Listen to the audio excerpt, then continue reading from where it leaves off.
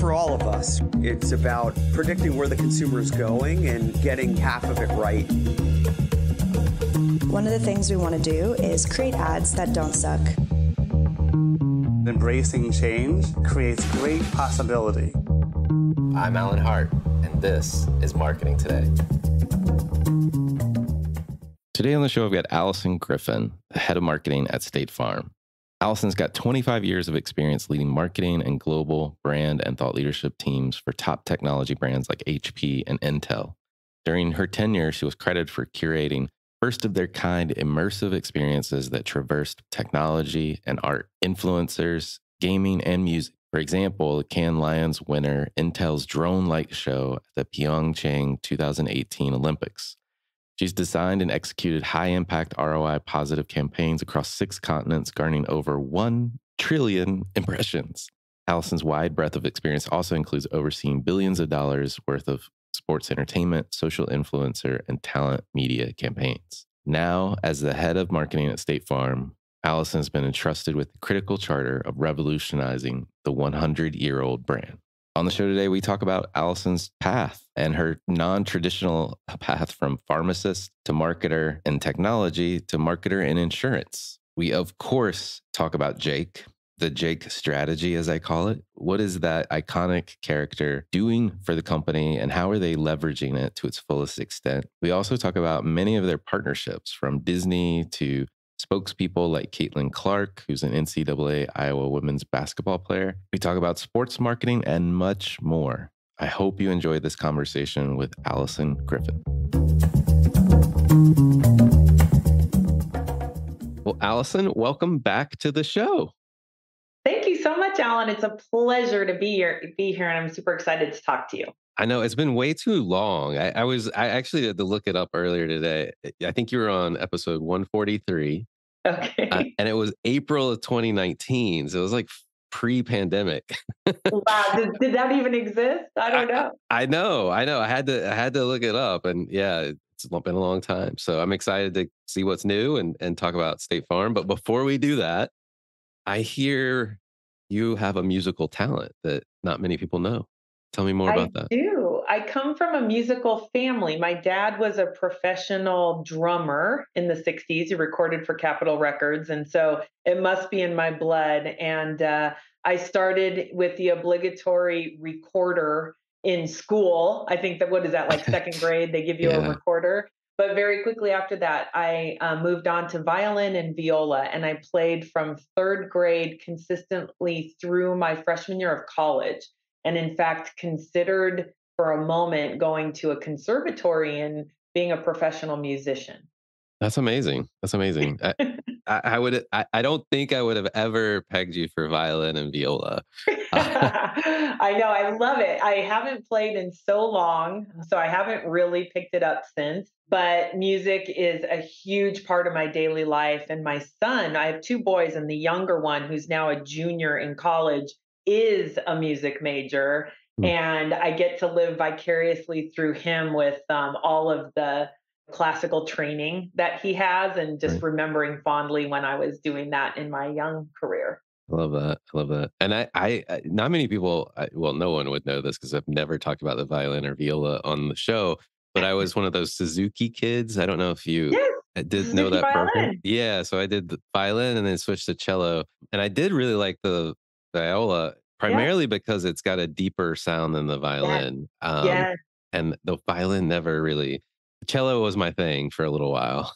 Yes. Oh my gosh, Alan, I love it. Yes, I love the register of the cello and the viola. And in fact, it's funny you say that. So my son, who's the musician, plays the bass. I mean, he plays a lot of instruments, but his passion and heart is the electric bass. And I think with my dad drumming and that viola, that lower register, like a cello and stuff, I'm really drawn to the bottom of songs. Yeah. And I'm super excited that that's where he gravitates as well. Awesome. Well, all right. Well, so from viola in college to now head of marketing at State Farm. Tell me what the path was like to get where you are now.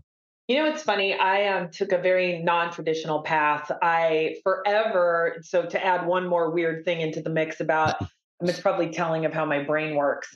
I started wanting to be a pharmacist and worked in a pharmacy since the age of 15 and a half and went to pharmacy school. My parents put me in a doctor of pharmacy program at the University of the Pacific. And it was a year round program for 5 years, and I did 3 full years of it. And much to their chagrin, by the end of that third year, I was like, I cannot do this for the rest of my life. I'd been in a pharmacy for years by then and just thought that my personality, while I was very science oriented, maybe that's where music comes in too. I had this just bursting creativity and need to engage with people and sort of understand what makes people tick.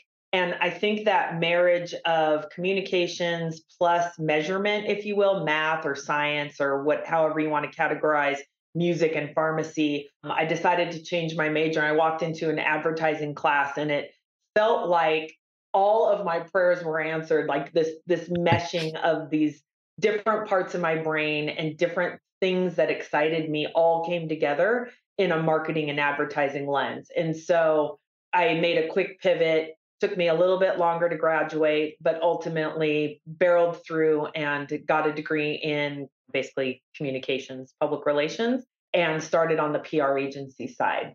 Got it. Got it. And I think the last time we spoke on the podcast, you were at Intel, if I Yeah. believe.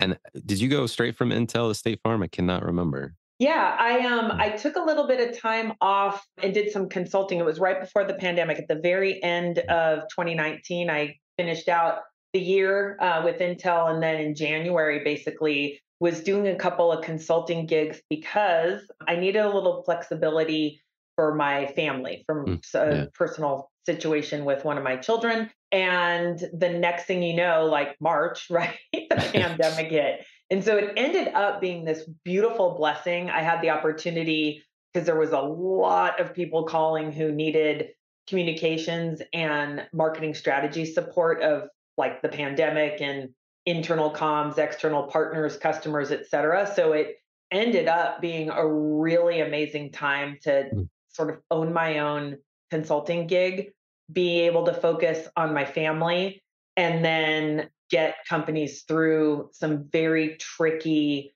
pandemic and other Right. social issues through that time in 2020. Yeah. And then the next thing I know, I'm minding my own business sitting in the Bay Area in California with a tech career for almost 30 years. And State Farm called. And it was really weird. I didn't look for it, never thought of it, didn't think of insurance, didn't think of leaving tech. But it was like this divine, I think, guidance because it was the right timing when I was ready to pick my head up and say, okay, this is cool. I don't think I want to own my own company forever. I like working in a team. I like a big brand, and they called just at that right time. Yeah. That's lovely. I mean, what you talk about, you hinted at the shift from technology to insurance. Like, what was that like? What was that Yeah. transition like?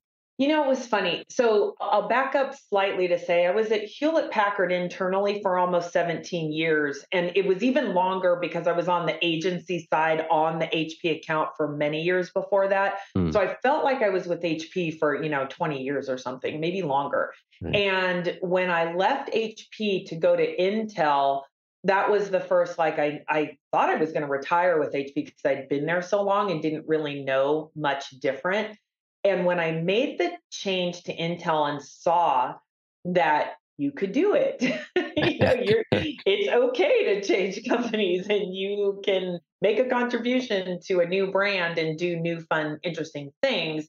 It sort of created the comfort that when State Farm called, well, when I wanted to take a little time off, I wasn't quite as apprehensive about it because I had confidence in a change would be fine. And therefore, when State Farm called, I was a little more open to it than had I been at the same company for even longer, 25 years or whatever. So I say that to say that there was some, I don't know, grains or pebbles that I don't know what that's a bad analogy, but just some things in the past that were set up that made me realize change is good. That Right. was kind of one thing. And then the second thing, of course, I didn't think insurance in particular, although I had experience with financial services in the insurance industry on the tech side, is in partner companies and marketing with partner organizations. Mm. So it wasn't foreign to me at all.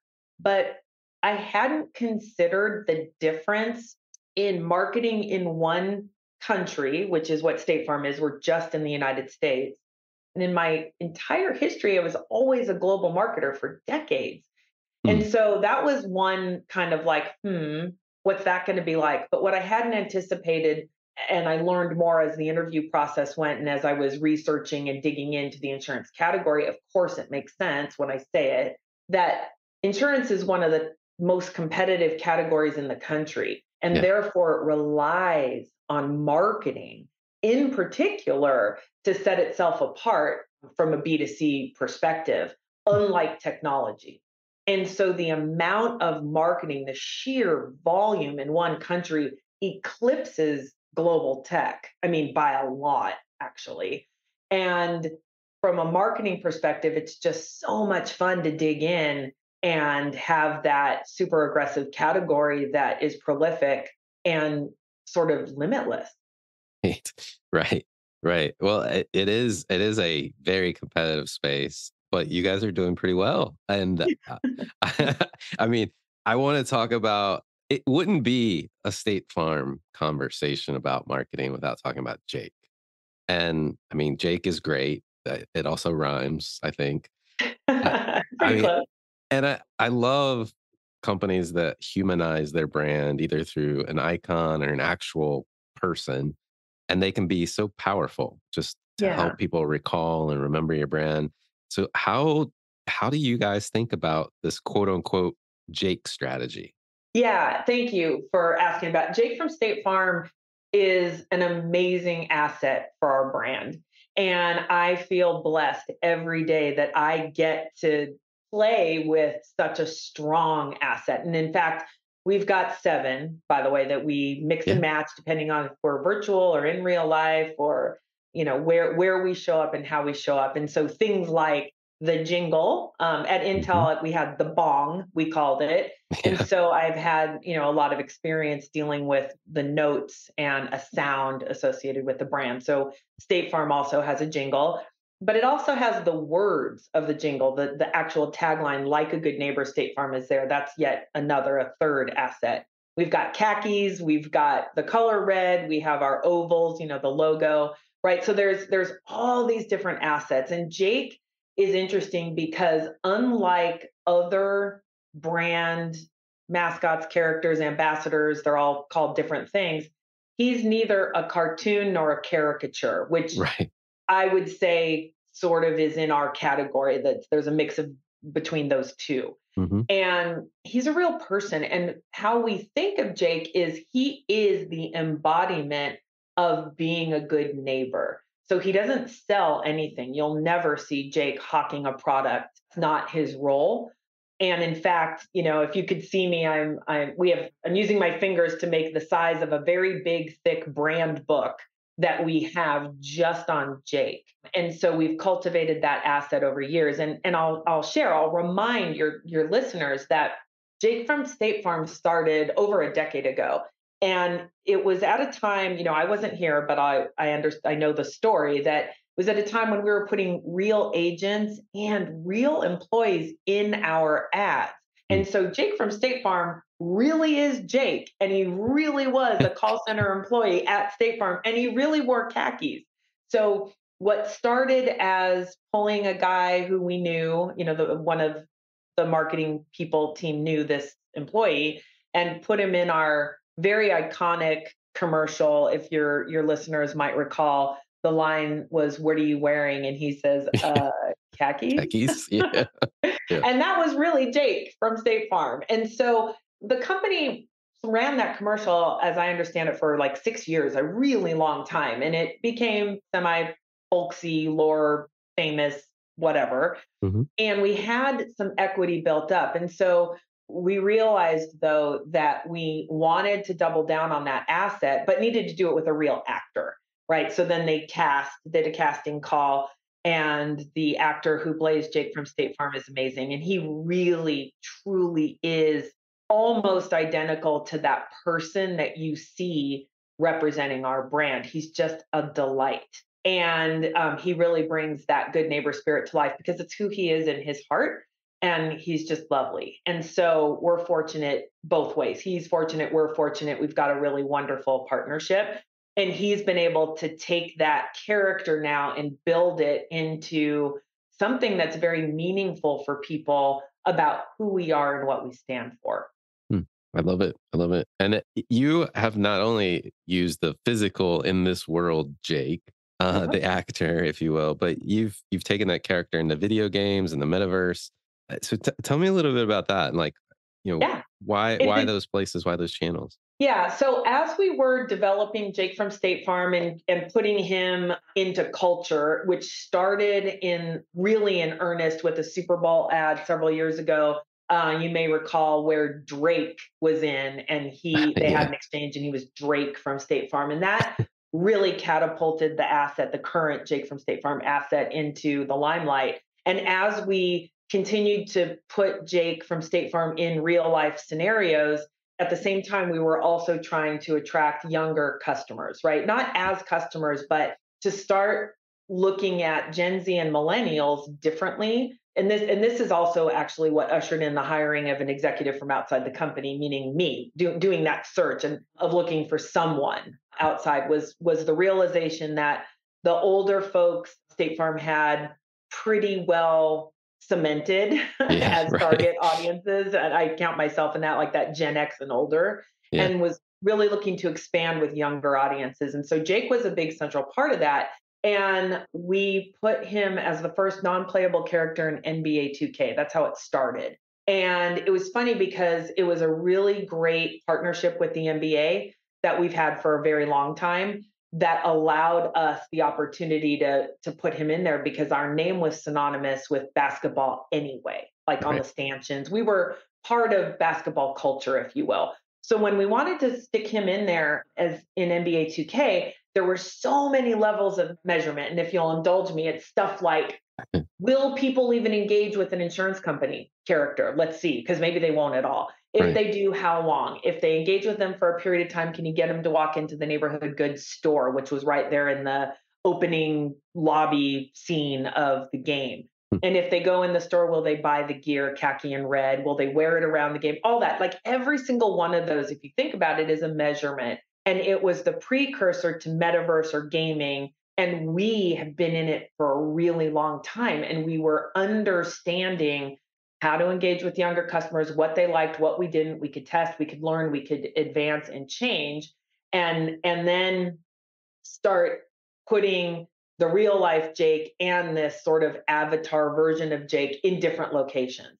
And now we're ahead, right? Because we've been doing that for so long. So when the metaverse came up, we launched Jake in the metaverse on the day of our 100th birthday as a company or anniversary, depending on how you look at it. Right. And that was really important because it wasn't just that we were thinking of the metaverse, it was he was there in there. And because we had had the NBA 2K experience, we already were 10 steps ahead in how to make that engagement meaningful for Gen Z and millennial audiences. Hmm. And so, partnering with iHeart, we created State Farm Park in iHeartland on Roblox and in Fortnite, and we put Jake in there.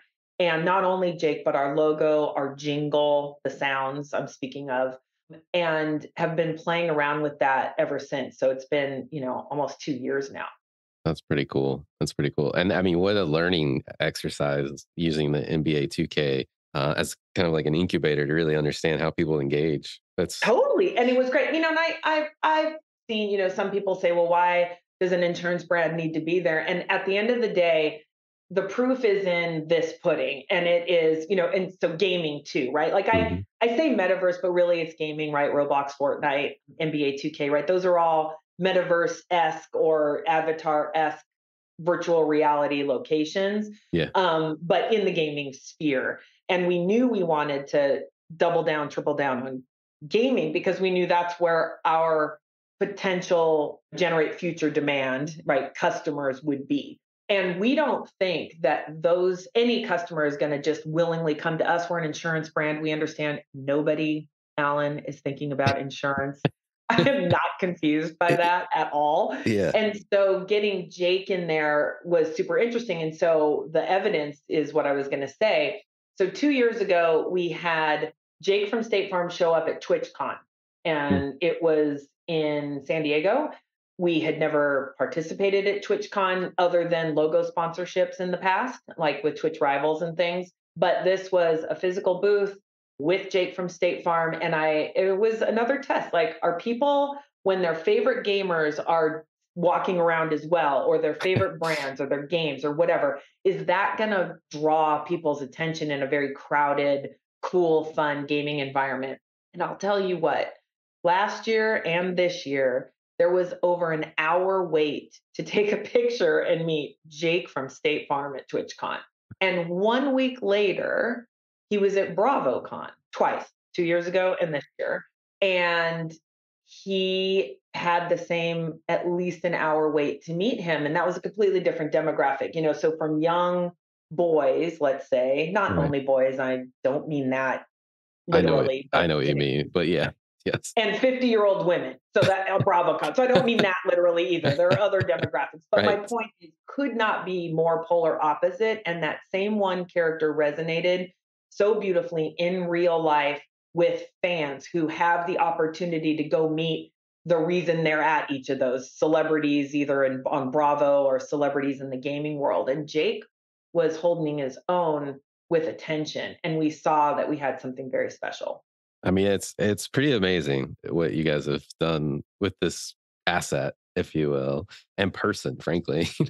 Yeah, he's great. You have to hand it to him. He lives in LA, and I sort of say I feel sorry for him with a big smile on my face. That on a random Tuesday when he's not working for us, he's going to the grocery store, but he physically looks like Jake from State Farm, right? Like there are other characters who don't. They play insurance characters on TV and they don't actually look like that, and you wouldn't know it. Progressive, Liberty Mutual, like some of these guys, not what they look like in real life. And they could go sort of around town largely undetected, but Kevin cannot. And so we're very fortunate that he truly is that good neighbor person in his real life, because he is representing our brand every day. Yeah. I mean, he is definitely a celebrity. I mean, like it's pretty amazing, to be honest. I thought about that when he was at like BravoCon, and I thought, the amount of media weight we put behind that asset is much more than the Bravo celebrities, for example, right? I mean, this guy, it's broader, right? It's just it's a national broad. It's not associated with one show or anything like that. So definitely has a lot of attention on him, and he makes us very proud every day. And not to tip my hand to something you recently did, but even you got a Kelsey bro that is hanging out with him too, and so he's technically on the same tier as Taylor in my mind. Okay, yes, I think that I'll take it. That was great too. We shot our tranche of football spots earlier this summer, before any of the Travis Kelce, Taylor Swift romance was even started. And how fortunate was that? I don't know. But, Travis and Patrick Mahomes are very, very, very close friends in real life.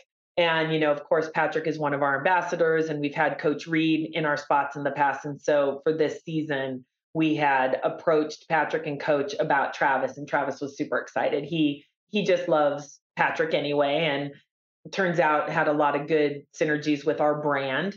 And we were very happy to have him. And lovingly, I like to say he's our Motto. If you've seen that spot, Mahomes and Motto. And he played that perfectly. I love that. Well, so we've talked a lot about Jake and some of the things that you've been doing with him, but you've got a lot of things going on. You've got other interesting partnerships we should talk about. There's the Disney's Haunted Mansion. You've got other spokespeople in the mix, like Caitlin Clark. And those that don't know them, I'm getting cool points from my 16-year-old JV basketball player by just talking about Caitlin.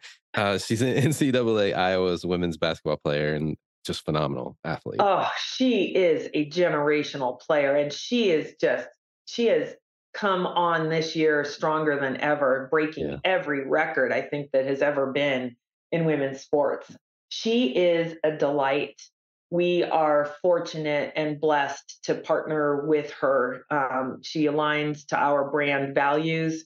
Mm. She is an amazing, amazing person who believes very deeply in community and raising up those around her, Mm. being a great role model for anyone in sports and academics and for all those reasons, including the fact that she's at the top of her game and the best at what she does.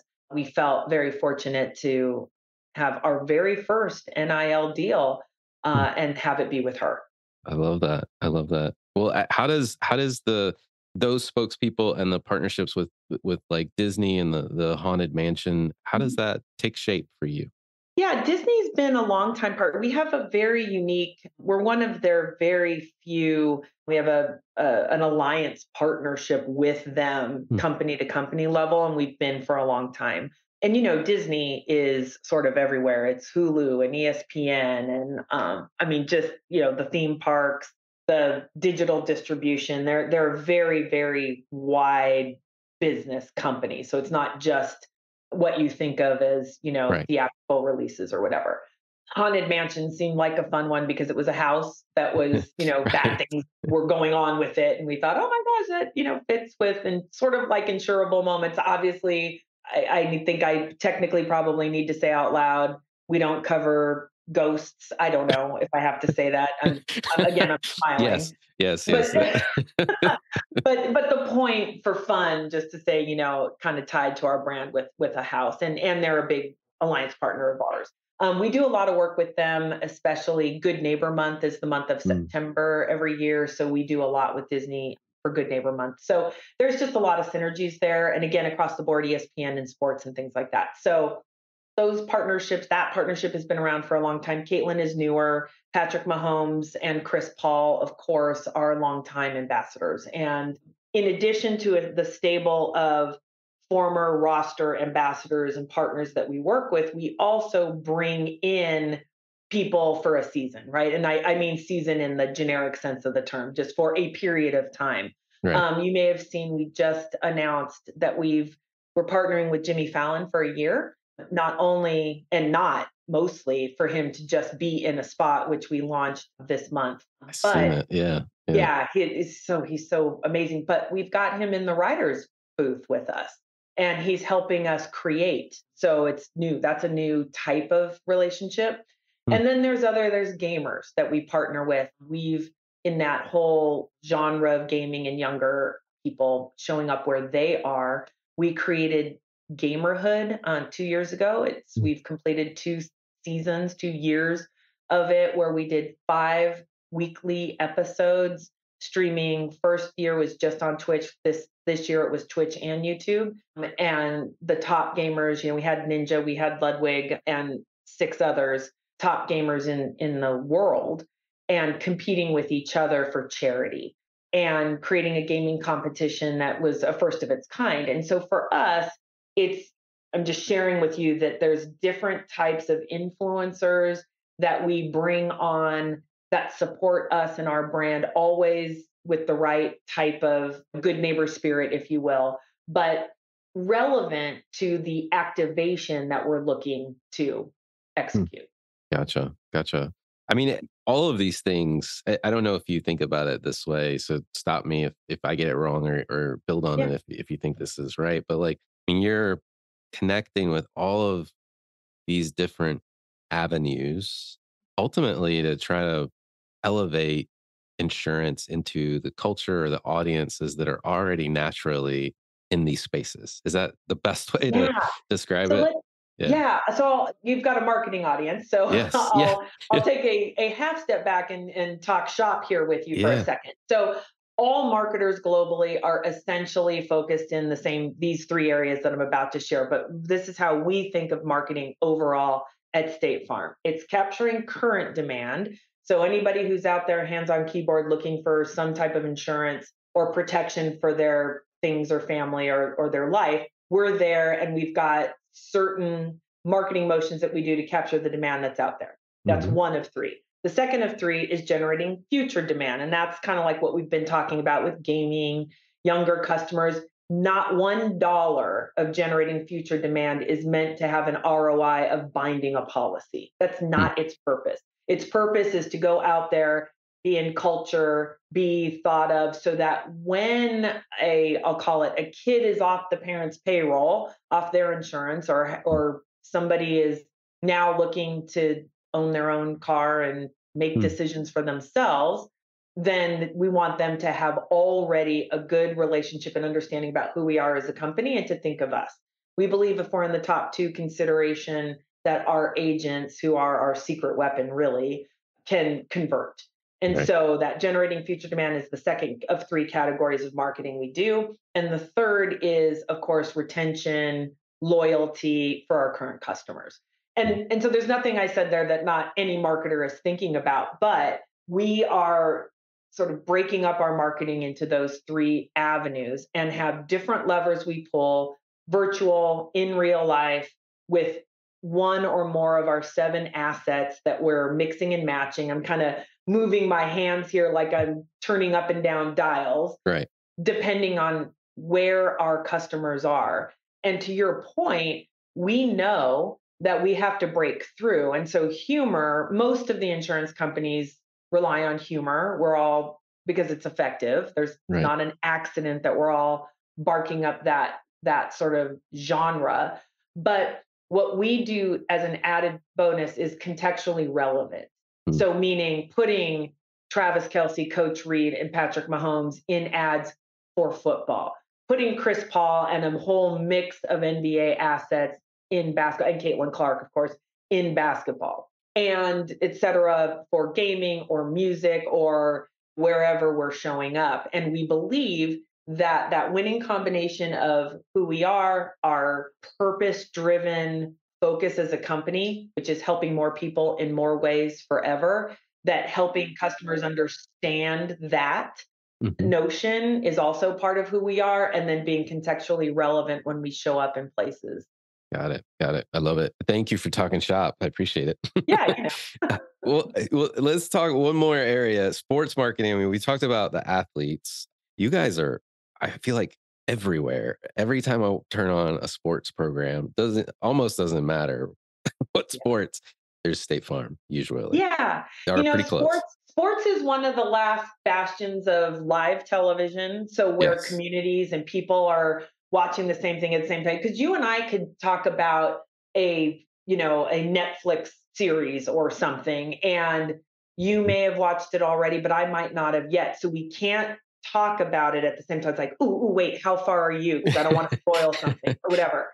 So live sports are still live, mostly people watching it mostly at the same time. So, and it's around a passion point and something that we've been leading for a very long time. So we're synonymous in sports. And so it is very valuable for us to continue our presence there. And sports makes culture too. So there's that part of it. But then there's also strategically placing assets in the televised version of sports so that we can show up in replays or highlight reels, things like that. So we're smart about how we think of those assets. And, Thursday Night Football on Amazon, we were a premier sponsor there, and we'll continue to innovate as the industry continues to innovate and be where they are. And oh, by the way, we sponsor pickleball. Yes, we do. Not surprising.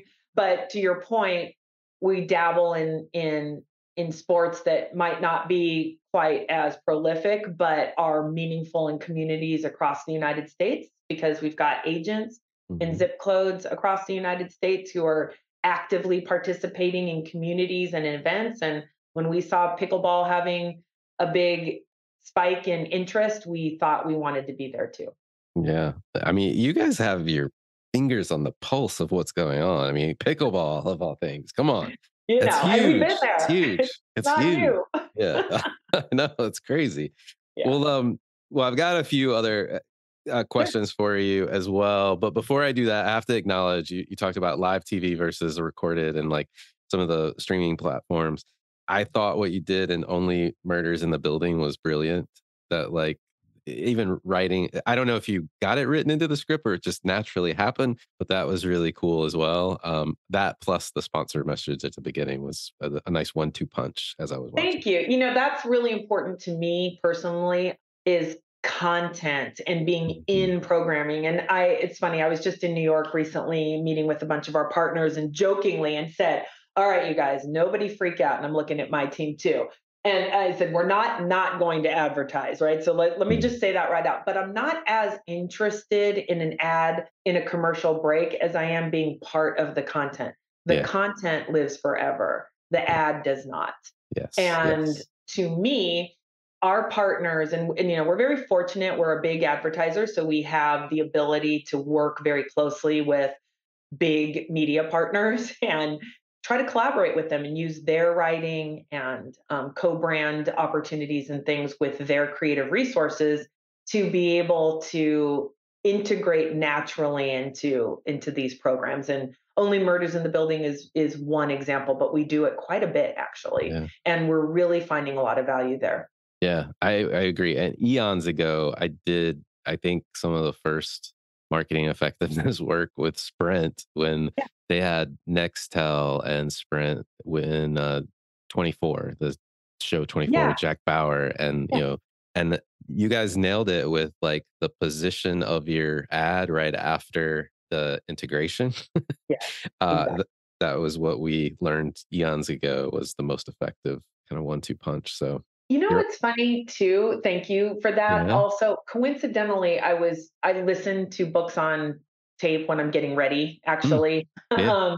And I was just listening to one, and oh my gosh, the title I may think of it, but naturally, I'm letting it was Meryl Streep happened to be the person who was narrating this book, which is amazing. And it opens up, and within the first 2 minutes of this book, it references the State Farm agent and I was like, man, Yeah. we didn't pay for this, right? This was some Right. author wrote a book, and that was integral part of the opening of the story to set the stage for this. I'll call it small town and community in Michigan, Right. and I just am amazed every day that something like that will come up, and really being in the fabric of the United States, and you know we have a hundred and almost 2 year old brand and just being in the fabric of the country is important. And for us to continue to elevate it matters. Love it. Well, transitioning a little bit, my favorite question to ask everyone that comes on the show is, has there been an experience of your past that defines or makes up who you are today? Yeah, it's two things. I was born and raised in Silicon Valley. My mom worked for Hewlett Packard for 43 years, and I was just in the spirit. I was born in 70, right? So I grew up in this very just explosive growth of technology and testing and learning and trying and doing and launch, fail, stand back up, launch another product, go, go, go, whatever. And I think that coupled with the changes in my career, like wanting to be a pharmacist, then Mm, realizing advertising, gone agency side to the corporate side and changing then industries has really all of those combined shaped my risk tolerance mm, and ability to see what could be. I think again that Silicon Valley sort of being raised that way, what could be, and visioning and not being letting natural convention constrain me. And I think it has created all of the right, I don't know, environment or things for me to thrive and love what I do. Well, what advice would you give your younger self if you're starting this all over again? I think it's the have confidence and trust your gut. And I probably should have, you know, made moves earlier in my career instead of thinking I had to just sort of sit at one company for quote forever. Now I love Hewlett Packard. They're amazing and there's nowhere else I would have rather been to stay there for so long. They were amazing, but I probably could have taken a chance in Silicon Valley with like a startup or so. I didn't do that. I played it safe. Mm, And I probably would have I don't play it as safe now that I'm older, but when I was younger I probably could have taken a couple more chances. got it. Well, Is there anything either you're trying to learn more about or you think marketers need to be learning more about right now?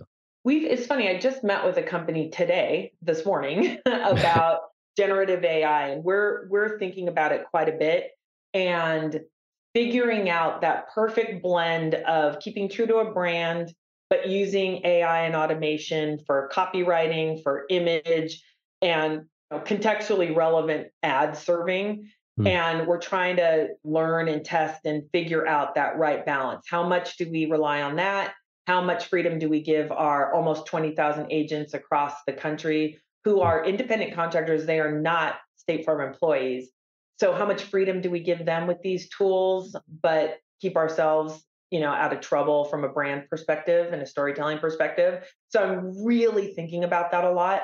And I'm also looking at other brands in completely different categories and what they're doing to take advantage of trends or not. So that you kind of alluded Hmm. to it, but we did that stunt with Travis and Jason Kelsey's mom, Yeah. where Jake from State Farm ended up in the stands with her 1 week to the day after Taylor Swift came on the scene in the NFL. And we jumped on it really quickly, but then we stopped, right? We also didn't try to milk that for too much. And so my point there is trying to think about the balance of jumping on a trend, being first, being fast and smart, and not staying too long, you know? Right. Right. That's interesting. Well, are there any trends or subcultures that you follow or you think other people should be taking notice of?